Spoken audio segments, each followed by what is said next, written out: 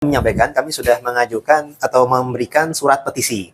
Jadi menurut kami ada hal-hal yang perlu ditinjau dan diteliti oleh MUI terkait dakwah-dakwah baik yang secara umum ataupun oknum dari kalangan Habaib Ba'alawi Muasal Yaman, turunan imigran Yaman, biasanya Ketua PBNU-nya pakai. Jadi MUI sendiri kami sudah meneliti ada 10 kriteria sesat biasanya dari MUI. Kami melihat 5 diantaranya ini masuk kepada ranahnya kelakuan ceramah-ceramah daripada para Habaib Ba'alawi Muasal Yaman. Yang 5 itu antara lain satu yang tidak sesuai dengan rukun Islam. Misalkan ada Habaib menyampaikan tokoh mereka di Tarim itu tidak naik haji, cukup dengan ziarah ke makam Muhammad Faqih Muqaddam leluhurnya. Itu kan nggak sesuai dengan rukun Islam. Kemudian yang rukun iman, seakan-akan iman kepada Habib itu bagian daripada rukun iman, padahal kan tidak. Dan juga mereka mengkafirkan orang-orang yang tidak percaya kepada para Habaib. Nah, jadi itu yang tidak sesuai dengan rukun iman, kemudian mengkafirkan kepada yang tidak percaya, itu masuk kriteria satu, jadi 3, ya takfiri. Yang keempat adalah tidak sesuai atau menyalahgunakan penafsiran Al-Quran. Contohnya dalam surah Al-Ahzab ayat 33 tentang makna khusus alul bait Nabi yang disucikan sesuci-sucinya. Itu mereka peralat gunakan untuk mengklaim kepada pribumi Nusantara atau para kiai itu direndahkan, dijajah secara spiritual, padahal secara asbabun nuzul ayat tersebut tentang alul bait yang khusus disucikan sesuci-sucinya adalah para alul kisah. Itu berdasarkan hadis riwayat Tirmizi. Jadi Nabi Muhammad, Imam Ali, Fatimah, Hasan, Husain saja. Bahkan istri Nabi Ummu Salamah pun tidak dikhususkan oleh Rasulullah. Nah, apalagi para Habaib Ba'alawi yang saat ini ribuan tahun kemudian, jadi tidak bisa digunakan klaim sebagai mereka ahli surga, tidak boleh mengkoreksinya, bahkan kalau mengkoreksinya bahkan iblis, ini tidak sesuai dengan dalil-dalil Nabi. Dan juga melecehkan dan merendahkan Nabi dari doktrin-doktrin umum maupun khusus. Yang umum sudah kami sampaikan dalam petisi kami, yang khusus juga kezaliman-kezaliman. Misalkan di sini ada oknum Habib yang melakukan kekerasan seksual. Nah, maka ada Mbak Jeda Salim, ini juga merupakan saksi korban bahwasanya secara hukum itu ada yang dilecehkan. Ada juga di Cirebon itu menzinai istrinya sendiri, istri jamaahnya sendiri. Ada yang mencabuli santri-santrinya, ada yang menikahi dia dengan cara yang benar, hanya lewat telepon. Ada yang menzinahi, kemudian disuruh menggugurkan kandungan, lain sebagainya. Ini ada kekerasan seksual yang tidak sesuai dan mereka dalam melakukan kezaliman tersebut membawa-bawa pengakuan sebagai cucu Nabi.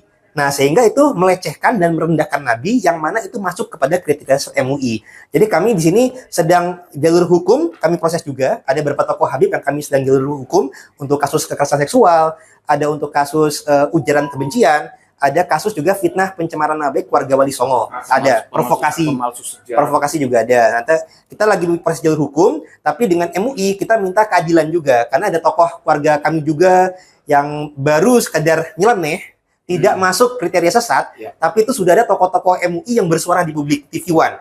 Nah, ini mengatasnamakan jabatan di MUI. Nah, sedangkan ini para Habib Ba'alawi Muasal Yaman ini sudah 2 tahun viral, banyak kesesatan-kesesatan yang didiamkan. Makanya kami datang ini untuk kita sebagai umat Islam inginnya ada keadilan sikap dari MUI ini supaya jangan pilih kasih, sama-sama merangkul umat-umat Islam Nusantara. Jadi janganlah yang cuma satu orang saja belum masuk kriteria sesat itu sudah dikomentari di media massa, di media seolah-olah mengatasnamakan MUI.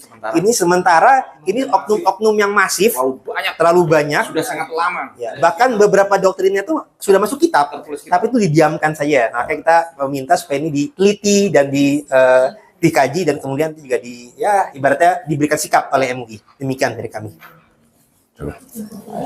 Oke, saya bisa.